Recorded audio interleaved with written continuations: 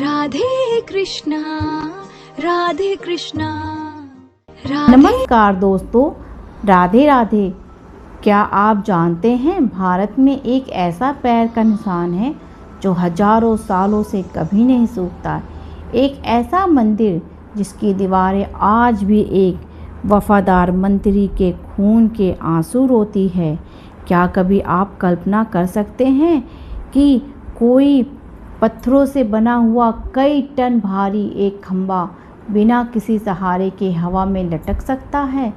सुनने में यह सब एक जादू जैसा लगता है, लेकिन भारत के आंध्र प्रदेश में एक ऐसा ही मंदिर मौजूद है जो सदियों से आधुनिक विज्ञान और इंजीनियरों को चुनौती दे रहा है।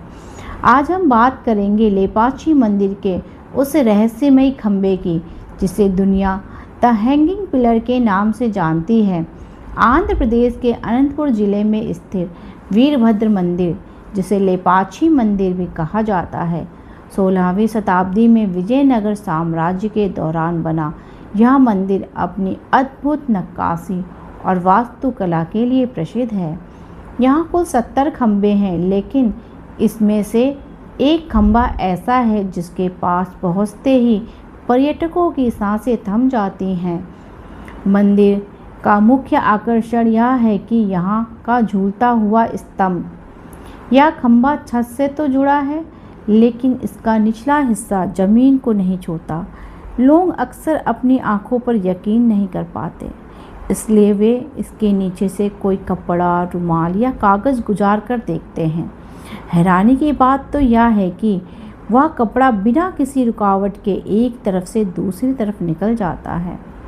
ब्रिटिश काल के दौरान एक अंग्रेज़ इंजीनियर ने इस रहस्य को सुलझाने की कोशिश की थी। उसने यह जानने के लिए खंभा हवा में कैसे टिका है, उसे जोर से हिलाने की कोशिश की। नतीजा क्या हुआ? जैसे ही वह खंभा अपनी जगह से थोड़ा हिला, मंदिर की पूरी छत की दरारों में बदलाव आने लगा। इससे यह साबित हुआ कि यह सिर्फ एक सजावटी खंभा नहीं, बल्कि पूरे मंदिर का संतुलन इसी खंभे पर टिका हुआ है। थोड़ा लेपाक्षी मंदिर का संबंध सिर्फ भगवान से नहीं बल्कि विज्ञान से भी है, बल्कि हमारे रामायण काल से भी है। कहा जाता है कि जब रावण माता सीता का अपहरण करके लंका ले जा रहा था, तब वीर पक्षी जटायु ने उसे रोका था। उसे रोकने के लिए रावण से भीषण युद्ध किया। जटायु जब रावण से युद्ध कर रहा था तो रावण ने उनके पंख काट दिए और वे इसी स्थान पर आकर गिरे। मंदिर परिसर में कहा जाता है कि एक विशाल पैर का निशान है जिसे माता सीता के पद चिन्ह माने जाते हैं। कहा जाता है कि जब जटायु रावण से युद्ध कर रहा था, उस टाइम माता सीता ने अपने पैरों के निशान यहाँ छोड़ा था।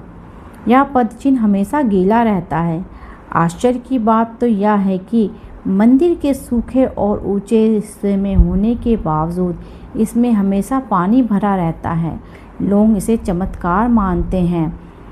कहा जाता है जब राम जी सीता जी को खोजने के लिए यहाँ पहुँचे तो उन्होंने घायल जटायु को देखकर बड़े प्रेम से कहा था, लेपाक्षी, जिसका तेलुगु में अर्थ है उठो पक्षी। इसी वजह से इस स्थान का नाम लेपाक्षी पड़ा। मंदिर में एक कल्याण मंडप भी है जो बिना छत के अधूरा खड़ा है। इसके पीछे एक बड़ा ही दुखद इतिहास है। इस मंदिर को विजयनगर के कोषाध्यक्ष विरूपना ने बनवाया था। उन पर आरोप लगा था कि उन्होंने राजा की अनुमति के बिना खजाने का इस्तेमाल किया। राजा ने उन्हें गुस्से में अंधा करने का आदेश दे दिया। विरूपना ने खुद ही अपनी आंखें निकालकर मंदिर की दीवारों पर मार दी थी। आज भी दीवारों पर लाल रंग के निशान देखे जा सकते हैं, जिन्हें उनके खून के धब्बे माना जाता है। इसी कारण काम अधूरा रह गया और यह कभी पूरा नहीं हो पाया। मंदिर से कुछ ही दूरी पर स्थित यह नंदी प्रतिमा भारत की सबसे अखंड और बड़ी मूर्तियों में से एक है। इसे एक विशाल ग्रेनाइट पत्थर को तराश कर बनाया गया। इसकी लंबाई लगभग 27 फीट और ऊंचाई 15 फीट है। इसके गले में घंटी है जिस पे बारीक नक्काशी देखने लायक है। मंदिर के बाहर एक विशाल पत्थर पर खुदा हुआ नागलिंग है।